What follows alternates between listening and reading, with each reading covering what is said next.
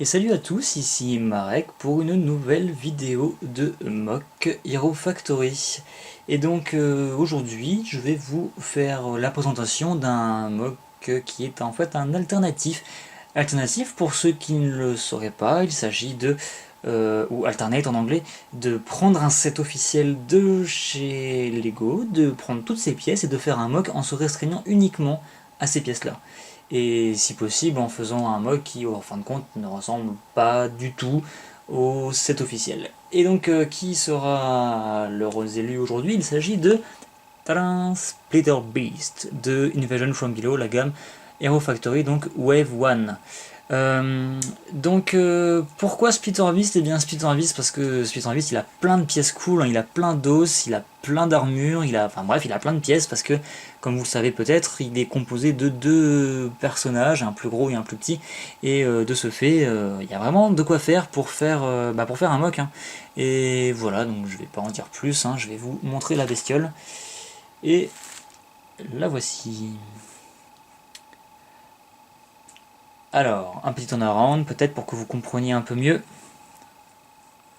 Voilà, je pense que vous l'avez compris maintenant. Il s'agit d'une sorte de wyvern aérienne, un dragon, pour ceux qui ne sauraient pas ce que c'est une wyvern, ou même une poule, appelez ça comme vous voulez. Enfin bref, on a un mock qui a des ailes et qui peut voler.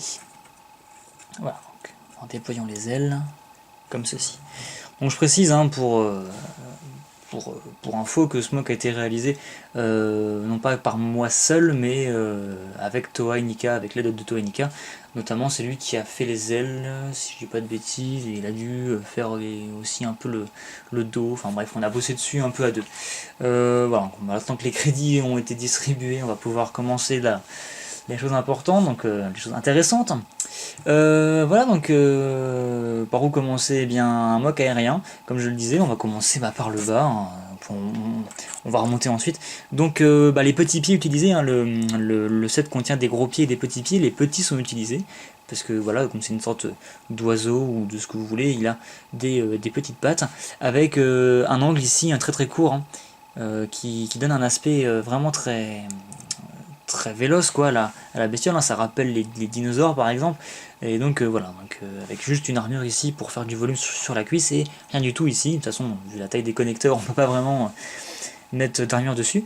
Voilà, pour vraiment des petites pattes, parce que voilà, les pattes sont pas très développées, par contre les ailes, comme vous le voyez, sont vraiment immenses. Mais j'y reviens. Le corps, eh bien écoutez, un torse tout ce qu'il y a le plus normal, sans buste, parce que voilà, il est pas censé avoir des pectoraux, quoi. Il n'a pas forcément de la force dans les biceps, hein, donc bon, pas de torse, pas de gros pectoraux. Cela dit, le dos, comme vous le voyez, lui est assez immense, avec justement cette grosse pièce noire, hein, qui va lui donner un dos très puissant, et également ces armures là qui vont faire en sorte qu'il ait des muscles dorsaux, par contre eux très développés, pour qu'il puisse justement voler et avoir beaucoup de force avec ses ailes, vu que c'est encore une fois une créature volante. Et donc voilà. Donc, une vue d'ici par exemple, vous voyez qu'il y a un peu de trou, mais bon, ça se voit pas trop donc c'est pas grave. Avec les petites griffes translucides qui permettent de refaire l'épaule, en fait, de refaire la forme arrondie de l'épaule et de faire la jonction entre le dos et le devant, donc ça c'était assez astucieux. Je sais plus de qui vient l'idée, mais en tout cas c'était sympa. La tête, eh ben, écoutez, le set contient deux têtes, une orange, une bleue, et la tête qui fait plus oiseau, qui fait plus créature plutôt rapide plutôt que créature bourrine, c'est la tête bleue, avec justement la mâchoire supérieure qui est la plus grosse, et avec un petit détail en plus, comme vous le voyez, ce sont les cornes, une au-dessus, une en dessous. Ça fait, voilà, ça fait son effet, et moi j'aime beaucoup personnellement, je sais pas ce que vous en pensez, mais voilà, je m'attarde pas plus sur la tête. Vous remarquerez quand même que le cou est assez long, ce qui permet par exemple, quand il vole comme ça, d'avoir un aspect un peu vautour, ou enfin en tout cas de pouvoir mettre sa tête un peu où il veut, ou même de crier comme ceci. Voilà. Ce qui permet aussi de pouvoir bien lever la tête quand il vole comme ceci. Et avec les ailes comme ça, c'est encore mieux. Les ailes, on y vient. Alors, je vous l'ai présenté au tout début, sous sa forme aile repliée. Donc voilà. Voilà. Les ailes repliées comme ceci. Alors en fait, d'où ça vient? Bah, ça vient qu'en fait on avait ces gros pieds, on s'est dit mais qu'est-ce qu'on pourrait en faire d'autre chose que des pieds? Et en mettant ces petites griffes, hein, c'est Toenica qui avait eu l'idée, il s'est dit bah tiens ça peut vraiment être sympa pour voir des ailes. Et je me suis dit bah écoute soyons fous et partons là-dessus. Et c'est ce qu'il a fait, donc voilà. Donc le résultat est là, la forme est repliée encore une fois, et quand il la déploie, il déploie une sorte de griffe, donc on peut laisser ça comme ça, on peut lever un peu les griffes comme on veut, on peut même l'utiliser comme une patte en fait, comme une griffe. Vous savez certains, les dinosaures, les ptérodactyles ou je ne sais quoi, ils ont des sortes de griffes au bout de leurs ailes, hein, même certains dragons aussi, et voilà c'est ce que ça représente, hein. On a une sorte de prolongement de l'aile qui ça peut faire office de griffe peut-être pour s'accrocher, pour creuser ou je ne sais quoi. Bref, vous imaginez bien la chose. Donc voilà, donc des ailes du coup assez grosses, hein, qu'on peut remettre en arrière ou en avant, et donc quand il les déploie, ben, forcément on a tout de suite une énorme envergure, on voit rien du tout, c'est génial. On a tout de suite une énorme envergure. Voilà, j'en profite de faire une petite pause. Enfin, si on peut appeler ça une pause. Je vais peut-être relever un peu. Voilà, c'est parfait. Donc voilà, une envergure assez énorme en fin de compte, quand il déploie ses ailes. Voilà, on peut imaginer que vu le gabarit, je pense que les ailes sont assez grandes pour pouvoir lui permettre de voler. Après, bon, bien sûr, vous remarquerez qu'il n'y a pas tout, hein. Je veux dire que là, il peut y avoir des trous ici, il n'y a pas de plume entre guillemets, hein, sur la partie supérieure des bras. Et bien tout simplement parce que, encore une fois, hein, c'est un mock alternatif de 7, c'est-à-dire qu'on est limité en pièces, et on a très bien pu, je pense, faire autre chose, hein, pour lui rajouter des plumes, encore une fois, entre guillemets, parce que c'est plus des griffes qu'autre chose. Mais étant limité en nombre de pièces, on a pu faire que ça. Mais personnellement, je trouve que le résultat est pas trop mal. Enfin, je sais pas ce que vous en pensez, mais moi, ça me plaît assez. Et ensuite, on a quasiment fini, on a quasiment fait le tour, hein, parce qu'en fin de compte, le mock est pas très très gros. Il y a beaucoup de pièces qui n'ont pas été réutilisées. Et bien, la queue, voilà, une queue, comme vous le voyez, extrêmement longue, étant donné que on pouvait se le permettre, vu que, encore une fois, le set d'origine contient beaucoup de connecteurs, enfin d'os et refactory, alors que le mock, en fin de compte, est assez petit, assez court sur pattes, ce qui signifie qu'on avait beaucoup d'os de rab, notamment des bleus, et, euh, et voilà, tout simplement, on les a mis bout à bout, et il nous restait aussi pas mal d'armure. On a pu finir par un pic, ce qui a permis de faire une queue relativement grande, et en fin de compte, ça joue en la faveur du mob, je pense.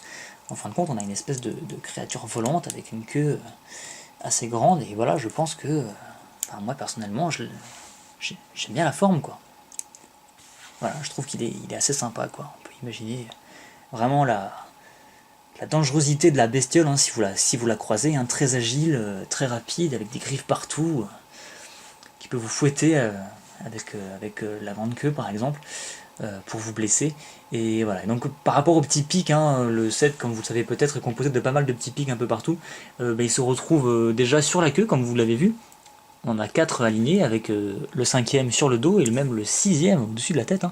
On a vraiment une sorte de collerette qui démarre du bout du nez et qui va jusqu'au bout, jusqu'à l'extrémité du mock, ce qui permet voilà, d'avoir une belle petite forme, hein. Une belle forme bien reptilienne.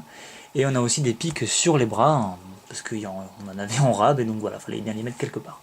Je pense que c'est tout, hein. Je pense que c'est tout pour ce mock, hein. Je vais pas m'attarder là-dessus. Je vais peut-être essayer de. Je m'aperçois que là il est en phase d'atterrissage.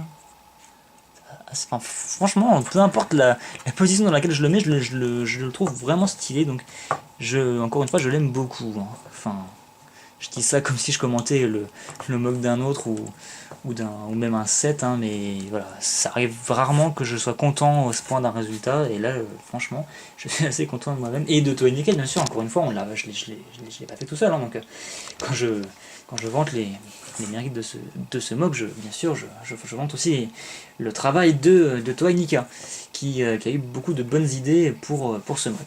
Voilà, et donc encore une fois, hein, si vous pouvez vous payer Splitter Beast, je vous le conseille vivement. C'est un très bon set avec beaucoup de pièces très intéressantes si vous voulez faire des mocks basés sur les Refactory et avec des couleurs assez exotiques, hein, comme vous voyez, une schéma de couleurs rend vraiment bien. Je vous conseille très fortement d'acheter ce set si vous le trouvez encore en magasin. Alors vous voyez la vidéo bien entendu, ou même si vous pouvez le trouver d'occasion, je sais pas où. Bref, si vous pouvez vous le procurer et qu'il vous le manque, je vous conseille vivement ce set là de le prendre. Encore une fois, un bon pack de pièces et même un bon set de base. Voilà, c'était tout pour cette vidéo de mock alternative de set. Un deuxième alternative de Splitter Beast sera ou est déjà disponible, ça dépendra de l'ordre dans lequel les vidéos sont postées. Quoi qu'il en soit, je vous conseille d'aller voir la vidéo si vous voulez avoir à peu près si vous voulez voir une autre approche, une autre manière de faire cet alternate de Splitter Beast, avoir d'autres idées tout simplement pour vos propres mocks. Je vous conseille d'aller le voir, il est sur la chaîne normalement, ou le sera. Encore une fois, ça dépend de l'heure à laquelle la vidéo sera postée. Et voilà, c'est à peu près tout. Je vous laisse là-dessus. Je vous dis à bientôt pour de nouvelles vidéos. N'oubliez pas de vous abonner si c'est pas fait, et si vous le voulez bien sûr, pour ne pas louper les prochaines vidéos qui seront, encore une fois, de mocks, de reviews, un peu de tout, tout sur le Lego, en particulier Hero Factory, Nickel, mais aussi plein d'autres choses. Et voilà, j'arrête de faire de la pub et je vous dis à plus.